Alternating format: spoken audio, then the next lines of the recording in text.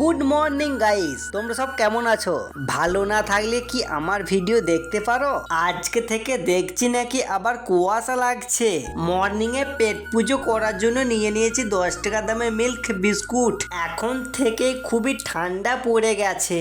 চলে এসেছি সকাল সকাল দাদাদের শশার জমিতে, কিন্তু একটাই সমস্যা, শশার খুঁজে পাচ্ছি না। শশা তো খুঁজে পাচ্ছি না, দেখতে পেয়েছি সেটা আবার একটা কুঁজো পাড়া, আর একটা দেখতে পাচ্ছি না। তারপর অনেকক্ষণ পর দেখলাম যে একটা হালকা কচি পাড়া হয়েছে, ওটাই তুলছি, খাবো বাড়ি নুন ঝাল করে। শশাটা পেয়েছি, খুবই আনন্দ হচ্ছে যে কখন ওকে বাড়ি নিয়ে গিয়ে নুন ঝাল করে খাবো। আমার না শশা নুন ঝাল দিয়ে খেতে খুবই ভালো লাগে। আমার চাই তো আমার ভাইয়ের আবার শশা খুবই ফেভারিট খাবার।